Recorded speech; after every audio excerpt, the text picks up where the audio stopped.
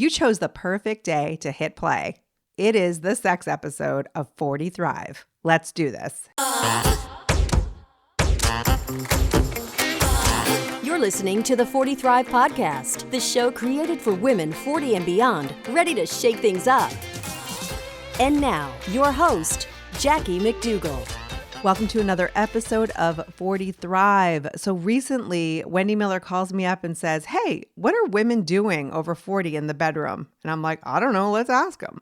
So we got together, we partnered, we reached out to the women in the 40 Thrive community, and the rest, as they say, is bedroom history. So I'm going to let Wendy take it from here. It is an amazing episode. It's eye-opening, and maybe it will give you some ideas to spice things up. Before we do, you know you've heard it before, whether you're celebrating Single Awareness Day, Valentine's Day, whatever you're doing this week, if you're a woman over 40, you likely need lubrication. I cannot say enough about Coconut. Seriously, Coconut. They are dedicated to helping couples, and if you're by yourself, increase the capacity for connection, intimacy, and pleasure. And you can get 10% off using the promo code THRIVE at coconut.com.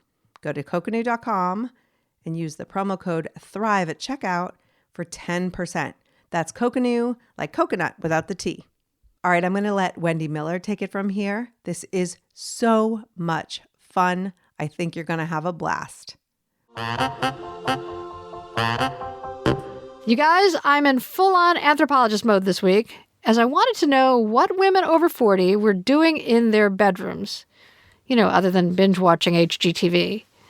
There's a tendency for us to want to compare ourselves to others, especially when it comes to sex.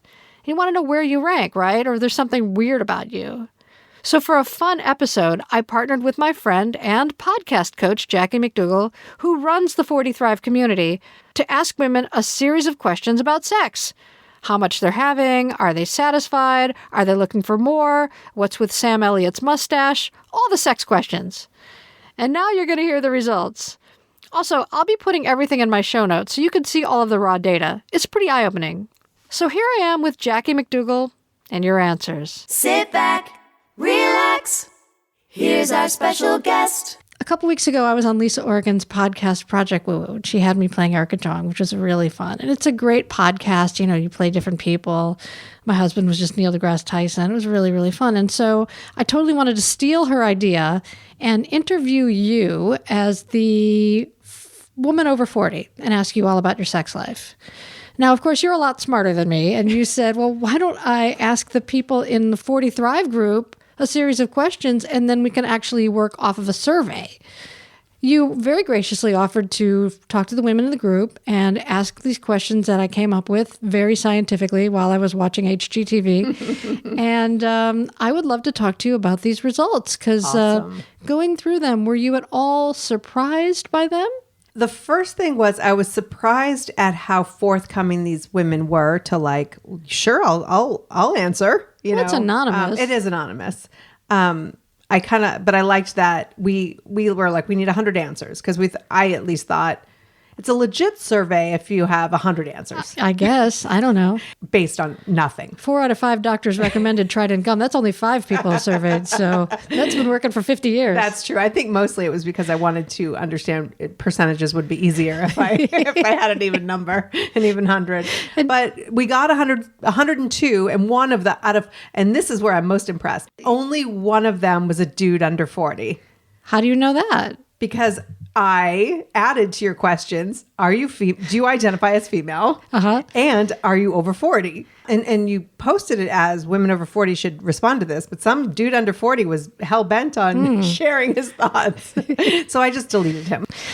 All right. So I think, folks, when you listen to this, you are either going to hear yourself over and over and over again, or you're going to find out you're an outlier. And I think a lot of people think that they're boring and average, and there's no such thing as either, I think, when it comes to sex anyway. Yeah, I mean, if you're having it, you're not average. Okay. That seems to be the executive summary here. All right. Well, we do get into, you asked questions about toys and if your partner's watching porn without you, is it cheating? And who is your like hall pass that you could, and so there's some really juicy stuff coming up. Cool. But what I thought was really interesting was like the basics, that how important is sex to you? Because you are in this world much more than I am. Yeah. And I meet and talk to a lot of women who are like, I don't care if I ever have sex again. I hear the same thing.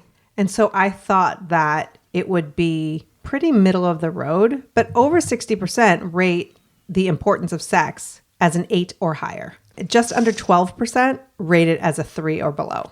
I'm pleased that it's such a high number that sex is important to women because it's a health issue. I mean, it's not just boning. The more sex you have, it's better for your body. It's better for your mood. It's better for your stress level. I mean, there's so many benefits besides just, what's been stigmatized. Yeah. I mean, if you're talking about self-care, like having sex is absolutely part of that.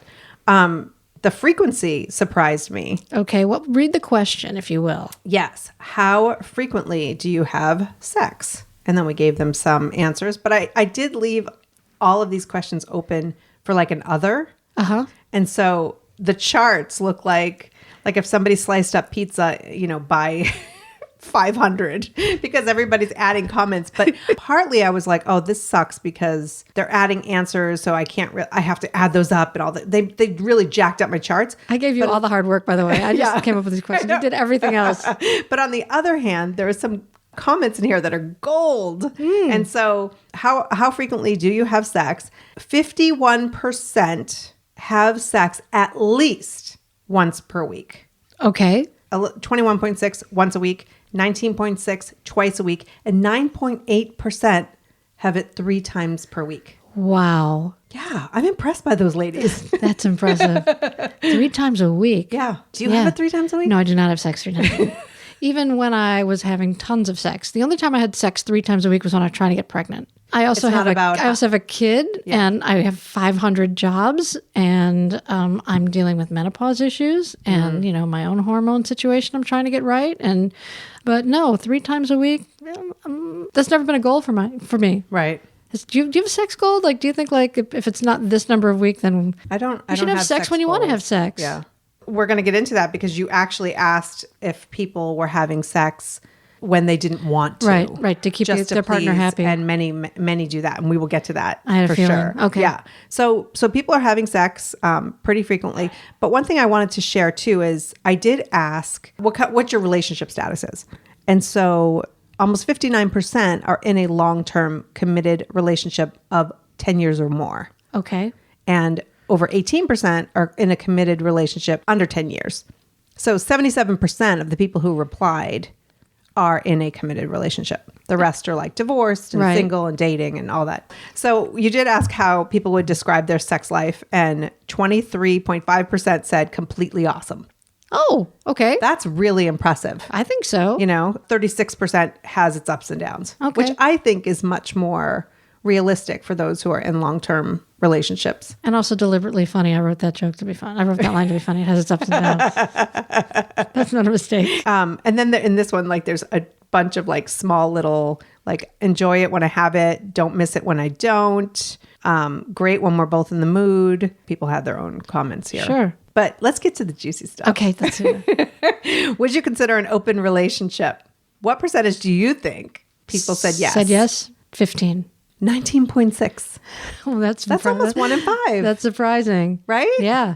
And that's who just said yes without adding their own spin to it. Right. So one person said, yes, I have other partners, and fine, but keep it to yourself. Well, I think the point is you're not keeping it to yourself. I think they just want other people to keep it to themselves. Is that what that means, I think? Right. Yeah. Like if you have it, just shut up Just about shut up it. about it. I want to hear about your side piece. Yeah. This one person said, for me, not him. Oh, really? Well, I can tell you that's a recipe for disaster right there. When it's open for just one person? Yeah, because I've gotten email from people saying, "Hey, my husband has no sex drive and he says it's okay if I am with other people." But really, when you're going to open up your relationship, you should open it up for both of you. Right. Otherwise, there are going to be problems. It's technically something that you can do together. So even though that sort of doesn't make sense, but certainly swinging is something you do together. But when you do open up your relationship, you really both need to have the same rules. Right. Because if you don't have the same rules, it's going to create resentment. It just is. Yeah. But do you think having an open relationship and being a swinger, is that the one and the same? Like, I think about open relationships where like he could go and have sex with somebody like Friday and I don't say anything about it if I'm not there. So Right. is an open relationship including whether you're there together or whether you're not there together? I guess that's part of the rules, right? There are all different delineations, but an open relationship means you each have sex, or perhaps one of you has sex outside of your core relationship. Now, if you're a swinger, that's generally having sex as sort of a fun thing and no emotional attachment. If you have much more of an emotional attachment, it's kind of a polyamorous hookup where Right. you actually have romantic feelings towards other people. Because sometimes if you're in the swinging lifestyle, you really shouldn't be texting some other girl or a guy back and Right. forth. You know, your primary partner might be a little offended by that. So you have to be very careful about that. You have to know your rules. And this is the most important thing. If you are going to open up a relationship, you have to go over your rules. There's a great book called Opening Up by Tristan Taormino. It actually has workbooks in it that you can do together and set up your rules. So your communication level has to be at the highest in order to have this kind of relationship. So these are not things that you want to like enter into sort of half-assed, pun intended. You want to be full-assed, and you really want to know what your rules are together. Be full-assed. Be full-assed. That's hilarious. So we asked, how often do you experience an orgasm during sex? This was really interesting to me because you talk about this. Like, you really opened my mind at one of the events that I hosted, the Self-Care Project, and you spoke, and you were awesome on this panel. Thank you. And you were talking about how we have been having sex for men, basically, if you're a heterosexual, since the beginning of time. Yeah, basically. And it's always been about their needs. And you just really shifted the way I thought and the way a lot of women were thinking. And we're like, oh, yeah, that's right. Yeah, because interesting. We have a tendency to put everyone else's feelings before ours. That's how we're socialized. But yeah, first of all, I read this great study that after a woman loses her virginity, it's about 10 years before she starts having sex for her own pleasure. Yeah. For those 10 years, it's mostly about That tracks. Right? That tracks. It absolutely tracks. For those 10 years, she's like, I'm going to be good at sex. I'm going to learn how to be like the best at giving blowjobs. I'm going to be da-da. I'm going to be a freak, da-da-da-da. Never even thinking about her own pleasure and her own needs. And so it's maybe not until her mid to late 20s, or depending on when you start becoming sexually active, that you really start advocating for yourself in bed. But a lot of women won't do it at all. Right. Because they somehow think that it's shameful or it's inappropriate for them to have sexual desires or to want to advocate for themselves in bed, because we've been socialized with so much shame and judgment around sex as women. Well, do you also notice, I was watching something recently and they were talking about the number of women who can't climax without having both stimulation and penetration. Sure. And to just tell you right now, I totally understand that because that is me. Of course. So, but when we start having sex with men, it's like, it's all about the ego, right? That's right. And so God forbid you say, oh, I have to be doing this, or this has to be happening while that happens. And like, these are my needs. Right. That it basically, it takes an act of courage for a woman to say, hey, I want this to work for me too. Well, that's absolutely and this is what right. it requires. It takes an act of courage to say, hey, can we try a vibrating object on my clitoris? Because women are afraid that guys are going to be offended, like, oh, she's going to think I'm not enough, and so I better not. That's exactly right, though, because it's true. There are men out there who are like, well, you shouldn't have to have that. But there are men out there who think that there was a woman at the 40 Thrive event who wouldn't buy lube because she thought it would offend her partner. And so she's having painful sex instead of making it easier. First of all, having a vibrator, fellas, makes things easier for you. I've used this analogy 100 times. You could cut the front yard with a scissors or with an electric mower. Right. One of them's going to be a lot faster and do a great job. The other one's going to take a long time and might not work that well. Don't think of it as something that says you're not good at what you're doing. Think of it as something that's for her pleasure. That's the whole point in being there.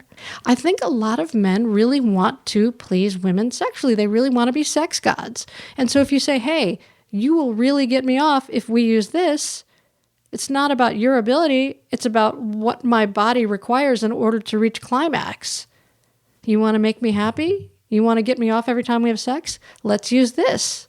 And I think it's just a way of framing it so we don't make it threatening to those people, and we make it more about, this is going to make you better at pleasing me. And thankfully, women over 40 are much more willing. I mean, I know from myself at 48, Yeah. I'm much more willing to say, hey, let's try this than I would have at 28. We need to be advocating for ourselves so much more. And if you are over 40, we should be past the zero fucks land at this point. And, you know, I don't know how much more sex I'm going to get to have, honestly. So I want the rest of the sex in my life to be really great sex.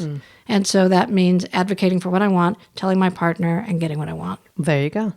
So when I asked, or when you asked through me, how often do you experience an orgasm during sex? I'm going to say 50%.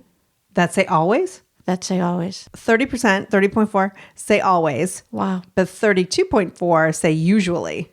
So 62.5 or almost 63% always or usually have an orgasm during sex. My group of women rocks, first of all. Well, listen, if you're not having an orgasm during sex, it doesn't mean you don't. That doesn't mean you don't rock. No, of course. But of they course. get rocked. But they're getting their needs met. They're getting their needs met. And this is a leap, but by getting their needs met, I have a feeling some of them have asked. Yes. And communicated and put their needs first. Yes. And so when I say they rock, they're not rocking because they have an orgasm. They're rocking because they have prioritized That's right. That's right. They have prioritized themselves, and they're having better release, and they're having better orgasms because they're requiring it. Yeah. And each of us should be requiring that. Right. And another 18% said sometimes. And then there's the rarely. Actually, 11.8% say rarely. Was there a never?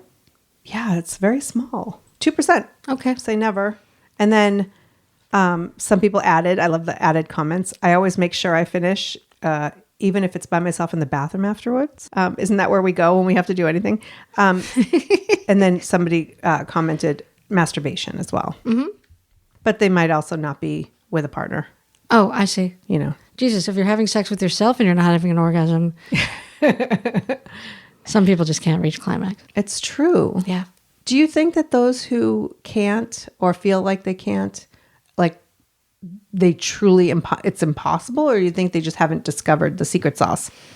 I don't know. I know that the older you get, the harder it is to achieve orgasm. Dr. Sherry Ross told me that. She said, it's like you require more stimulation as you get older because your body's changing. Right. So, whereas before, like you're probably riding your bike down the street when you're like, 15 years old and like, what the hell's happening? But yeah, you get older and it requires more work, just like anything else. It's like maintaining a house. Right. Same with like skincare. That's exactly right. So we asked if your partner watches porn without you, do you consider it cheating? Yes. And 84% said no.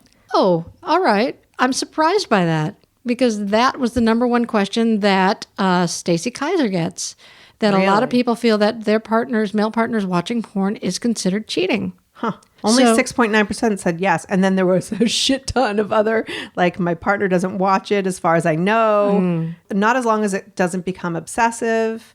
No, but I also don't want to know. Maybe not cheating, but a betrayal of some sort. Okay, that's interesting. If my partner was watching porn, then that means I'm not doing something right. No. That is not true. Whoever said that, please do not think that about yourself. That's not true. Porn is a fantasy, and sometimes he wants to see something that you could never accomplish. So please don't make that about yourself. And then back to the communication when we're talking about the orgasm.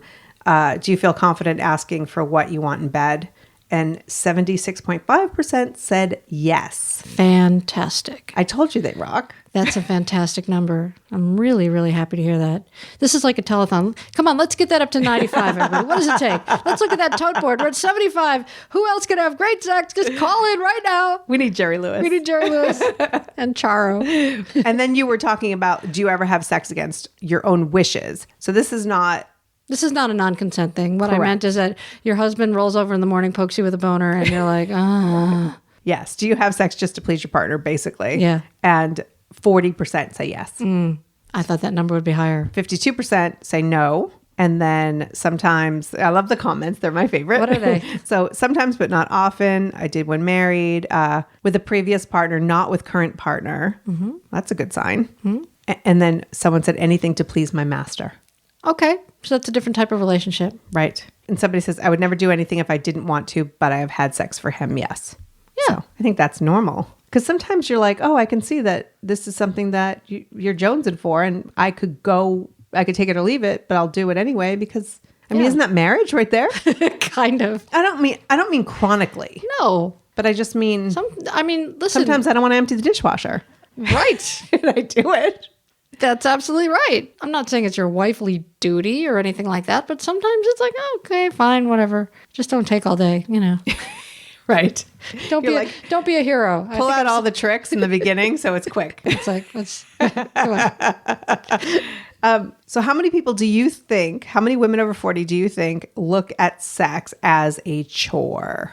Based on the previous answers I've heard from this group, I'm going to go low and say 32%. Even lower. Oh, good. 13.7% see it as a chore, but I will add 9.8% say sometimes it's a chore. Okay. So 60.8% do not look at it as a chore. Thank God you did that math, by the way. If I did it, it'd be so fun. But, actually, I'm looking at this and, I told you people can add their own comments. Yeah. And people just added sometimes, like a bunch of sometimes on their own. That doesn't help, ladies. And then one person didn't say sometimes, but said occasionally.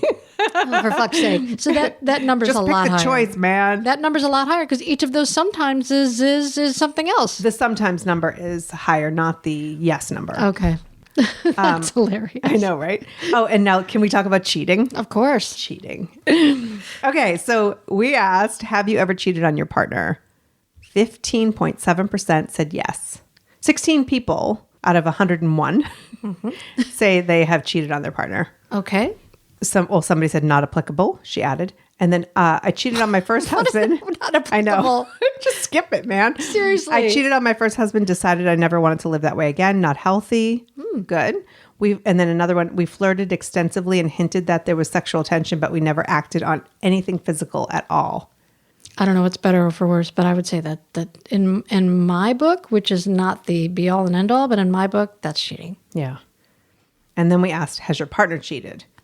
And I expected twice the size, like 30%. Yeah. And it was 21.6 said yes. So that they know of course. And there's a lot of comments, not that I know of. I did an episode on cheating with an expert, and mostly he said that men are terrible liars and that they get caught easily when they're cheating. And he said women are better liars. Do you think women are quicker, just in general, quicker on their feet than men when it comes to, like, if you compared myself with my husband, I think the reason that I would be considered a better liar is because I could think very quickly. I think we have to lie more for our own personal safety, so we have more experience at it. Some creeper's going to ask you out. I have a boyfriend. You just have, no, I live with 3 people. I think women, for our own safety, sometimes we find ourselves in positions where we have to lie. So perhaps we are better at it in that sense because it's more of a life or death situation. And I used to lie a lot as a kid because I had really strict parents and I wanted to do the things that I wanted to do. Sure. So I got really good at it, young. Yeah. So I made a commitment at some point that I wasn't going to do that anymore. I don't want to lie because it's no fun. It's stressful. It is stressful because when you lie, you have to remember shit. And apparently men would be lashing out and getting angry. They had a lot of tells, according to this guy. And I will link to this episode in my show notes so you can listen back. So speaking of cheating, we asked, if you discovered your partner cheated, would you remain with them? Yeah. And this one has the most of all the colors, but 23.5% said they would remain. 37% said no. I thought that would be more, but they would not forgive them? They would not remain with them. Okay, so 37% of the respondents said if they were cheated on, they would leave the relationship. Correct. Okay. And then there's so many comments of like what? Moment of weakness, yes. Other relationship, no. That's a complex and nuanced question, many elements. I mean, if you asked me this question when I was younger, right, it was 100% no. That's right, 100% no. 100%. I will not be disrespected. Right. And Yeah. And now I'm I've got 3 kids and I've got life is complicated. Yeah. And so I don't know. I can't say what the answer is. It really does depend on the circumstances. It depends on the circumstances. It depends on your own personal reaction to it. Who is it? Who is it? Right. If it's your best friend, that might be a problem. But if it's like and then there's other layers. What if it's another guy and your husband hooked up? I mean, it's like there's like a bunch of different things. Oh God, yeah. That's there's a lot of ways this could go. It's the person I dated before I met my husband. I said to him before we started dating, I said, look, I am not going to put up with any cheating. I'm not going to tolerate it. If you find someone else you like better than me, just tell me and move on to her. And 6 months later, he came to me and he said, I met someone I like better than you. And you told me that, if that happened, that I shouldn't cheat and I should just tell you. And I said, okay, great, fine. We broke up. And I was, of course, brokenhearted for a while because I was really in love with him. And I was like, oh. I never said that to my current husband when we started dating. And for some reason, I never said it. I don't know why. And maybe because he's the nicest man in the world. Maybe. But it's funny, you have that list. You play that party game. It's like who you get a hall pass for. Like, yes. And so he put Halle Berry on the list. And then Halle Berry showed up at our kids' school. She was... By the way, she had no makeup on and she was wearing like sweatpants and a t-shirt and she was stunning. Of course she was. And Halle Berry walks past me and I was like, huh. But he had subsequently removed her and put something else on there. It wasn't laminated? Here's my cheat list. Yes, exactly. Isabella Rossellini is like, but it's laminated. No, I met Isabella Rossellini. I worked with her and you should have sex with her if you get the opportunity. She's gorgeous. It's so nice. So let's go into that one. If you could have sex with any celebrity, who would it be? I am dying to hear these answers. Yes. Idris Elba was certainly top of list for a lot of people. Fantastic. And I can understand that. Yep. We've got some Brad Pitt, some George Clooney's, Daniel Craig, Hugh Jackman, Matthew McConaughey. This one, I love this answer. Kate McKinnon or George Clooney. What a variety right there. Fantastic. Right? Richard Dean Morgan or Eric Bana. Hugh Grant. Oh, he's dirty. Yeah, he is. Bradley Cooper. Shamar Moore. Okay. The Rock. Some people are like, no, because it's not right and they don't want to do that. Queen Latifah. Which she is sexy as hell. Like I think, you worked with her. I did work with her twice on both. Other than her, I'm the only person who worked on both of her shows. She's just so cool. Yeah. She's very cool. Mm-hmm. Sterling K. Brown. Interesting. Captain America or Thor. Okay. Hey, why not? Ed Harris. Ed Harris. One. Okay. Right? Sure. A little interesting. Jason Momoa all day, every day. Oh, my God. There are plenty of people. Zac Efron, Toby Keith, Adam Driver, Mick Jagger. My brother-in-law. No. Wait, Mick Jagger? Yeah. Okay. I feel like I'd break him or kill him. So mine would be John Hamm and Christina Hendricks at the same time. That's mine. Oh, interesting. So I just started watching that show, Good Girls. Yeah. And I didn't really watch Mad Men, but now that I'm watching that, I was like, oh yeah, I can see it. I can see why. Like she is. But even in Good Girls, she is sexy as hell. Yes, but in Mad Men, she's sexy as triple hell. It's like it's not even close. Like please watch Mad Men. All right. Gal Slowly. Gadot. Oh my God, yes, Gal Gadot. Are you kidding? She'll flip any straight girl. And Sam Elliot. Okay. So Sam Elliot is an interesting one because he's like 110. Yeah. And women are still digging him. Maybe it's that bushy cowboy mustache. I don't know. I think it's his swagger. I don't know. Anyway. Very interesting. Whatever your answer is, even if it's Wreck-It Ralph, there's nothing wrong with it as long as the person is of age and it's consensual. Would you have a one-night stand with a stranger if you knew it was safe and no strings attached? 35% said yes. Are you surprised by that? I think I am. How many said no? 58.8%. 60 people. Someone said, not now that I'm married. If I was single, if single, a lot of question comments. does not apply to me. Yeah. Yes. If I do not have a boyfriend, do not want to cheat.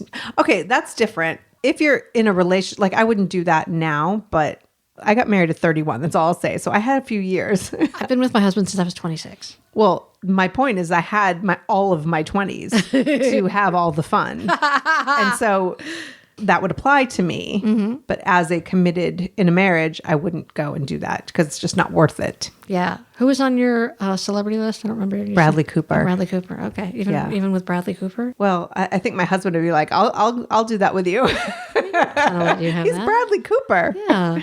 I was at my 40th, the night before my 40th birthday at a bar in Hollywood, and Colin Farrell was there. Okay. And I texted my husband. I was like, I'm turning 40, man. Like, can I make out with Colin Farrell? Clearly, I had a couple drinks. And he's like, no. Oh, okay. I'm like, come on, dude. It's a story. Isn't it hilarious? Because that's how I think. Can I ask you a question? Was Colin Farrell hitting on you? Oh, no. There was absolutely no chance it was happening. I was just like, hey, this is funny. Totally.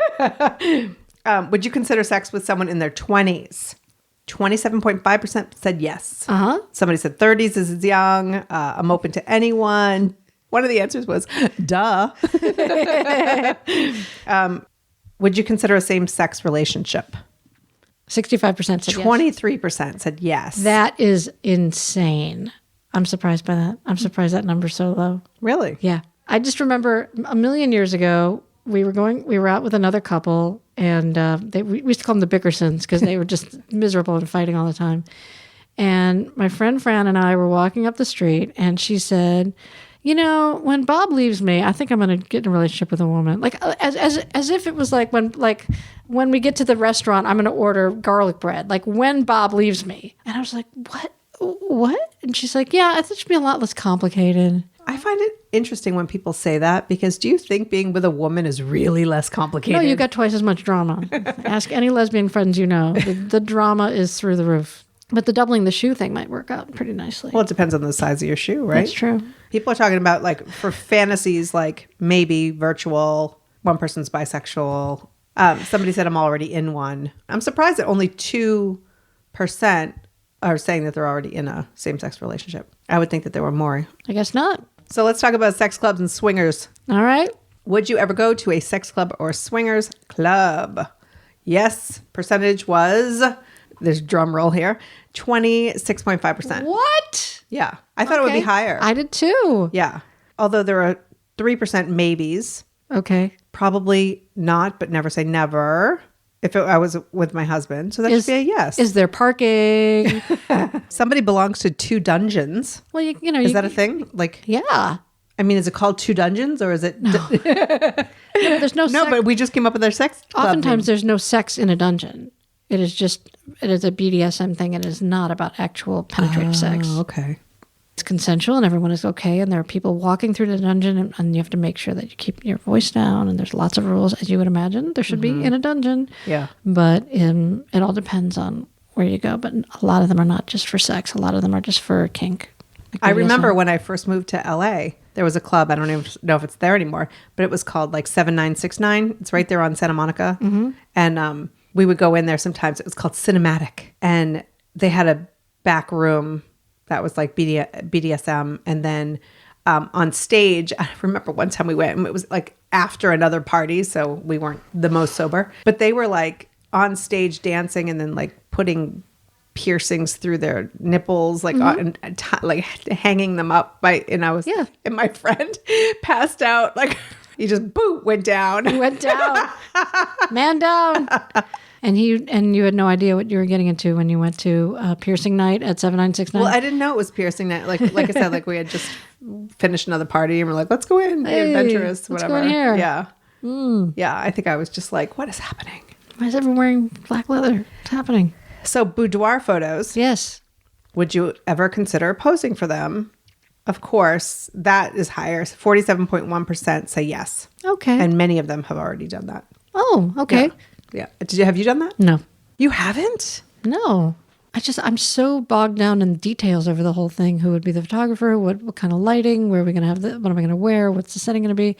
You know, I might, but I don't know who I would use. I certainly want to do, I don't want to do like the boudoir lady at the mall or whatever. Glamour shots. Glamour shot. 500 layers of cheesecloth over the lens. Yeah, I was going to say it'll be all fuzzy. No, I never have. I don't really think of myself as a sex object. So I have a hard time. Do you think that you have to see yourself as a sex object to do that? I mean, it's sort of, for many women, it's the point. It helps you get more in touch with that. I'll have to show you mine when we're done. Okay. I'll see. It was like 10 years ago, and I will tell you, I wasn't all that, I had a double mastectomy. And Hot. So hot. And so it was post reconstruction. Okay. I've had all the ectomies, and I was like, I need to take control of myself and how I look, and just, and of course I did it for my husband as well, like as a surprise for Valentine's Day. And back when we used to do things for Valentine's Day, other than launch podcasts. Yeah. And so when I look at them now, I'm so happy that I did it. Oh, that's fantastic. So happy that I did it. Yeah. Because I was like, I was much cuter than I thought I was. Yeah. We beat ourselves up, and then 10 years from now, we're like, holy shit, I look great. Yeah, but your tits will always be perfect. So you got another... yeah, I've changed them again since that. That was when I had the first reconstruction. This is a whole other Oprah. So a whole other Oprah. So they were very perky at that time. We'll talk about your tits another time. Yes. What's the best part of sex over 40? So mostly we got confidence. Yeah. Confidence and not giving a fuck. While you're fucking. Yeah. Somebody says over 40 is not the issue. It's over 50 you need to worry about. I'm over 50. That's interesting. Yeah. The freedom, knowing what I want, a lot of confidence. One person said, is there one best part over 40? Better orgasms. I mean, there's a lot of positive comments about having sex over 40. Great. And we will share these results in my show notes, so you'll get to see them. And you want to share them with the 40 Thrive community as well? Definitely. I'm going to share this episode. Yeah. Yeah. I think it was really eye-opening that, sex is important. It is important, and it's not dirty. I mean, it can be if you're having fun, but it's not dirty. It is a self-care issue, and it is a great way to advocate for yourself and have a good time while you're doing it. Yep. And I think that you've opened so many women's minds to that, and that it's not something that like to put on your list, but it's something to enjoy for yourself, whether it's with a partner or not. Yeah. I love the work you're doing. Thank you. Thank you very much. I love the work you're doing too. And I wouldn't have this podcast without you, so I really appreciate that. Well, you're very welcome. Was that everything? Before we go, like the sex toys, right? Because we talked about sex toys. Are you comfortable using sex toys with your partner? What do you think the percentage was? I'm really hoping it is 75%. It's 74.5. What? Yes! Ding, wow. ding, ding. Except on Price is Right, I went over, so I don't win. So it's either, it's 74.5% said yes, 17.6% said no. And then some people are like, meh, either way. Doesn't apply to me. But that's with a partner. But if they're comfortable using sex toys alone, when it jumped up to 80%. It had to be. It had to be. Yeah. I mean, but even still, like 14.7% are not comfortable using sex toys alone. That's high. I don't know. I encounter that a lot. Some people are just much more interested in the analog experience. Other people have shame associated with it. Don't feel that they can purchase anything. They're afraid to go get something. Some people feel that they'll be addicted to them, and so they don't want to start using them because they think we won't be able to have an orgasm without them. There's a lot of reasons why women will not use sex toys. Right. One woman said, it's not that I'm not comfortable, just don't believe in them. What's the point? There you go. What does that mean?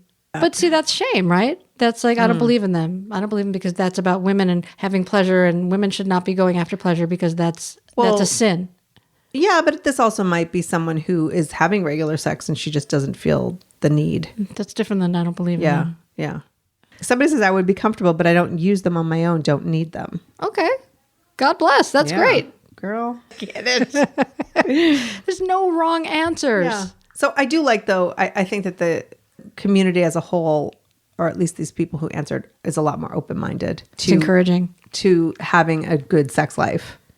And sometimes it just needs to be modeled. Sometimes people just need to know that there's stuff out there that they weren't aware of. Right. And they need to, encounter other people or hear about other things and just, learn that there's a lot more pleasure out there that you're just kind of leaving on the table. And there's nothing wrong with going after it. There's nothing wrong with being sexually satisfied at all. As long as it's consensual, everyone's an adult, there's nothing wrong with it. Even if it's with Sam Elliot. And maybe that mustache has magical properties. I bet it's tickly. Thank you so much for being on the show and for doing all the hard work and just for being so awesome. And You're welcome. helping me get my podcast off the ground and a million other things, talking to me at 3 a.m. when I start freaking out, and for doing all the math, because it would have been tragic if I tried to do that. So thank you. You're welcome. You very much. You're welcome. It was a pleasure. Oh my gosh. Wendy Miller always makes me want to go home and hang out with my husband. That sounds so weird, but she motivates me and she inspires me to like reconnect at home, with my husband. And I think that's pretty awesome because that's what she's doing for so many women on her podcast. And she's making such a huge difference. So thank you, Wendy. Thank you for asking me to be on. Thank you for driving up to my neck of the woods and for making this happen. It was so much fun. And thank you so much for listening. If you have a friend who could benefit from this episode, please share it with her. When you share 40 Thrive, it not only makes a huge difference to the person you sent it to, but it helps me keep creating this show. And that's an absolute dream to do that for you. So share it, rate it, review it, shout it from the rooftops. Just let the world know about 40 Thrive. Thanks again. Until next time, take care and keep thriving.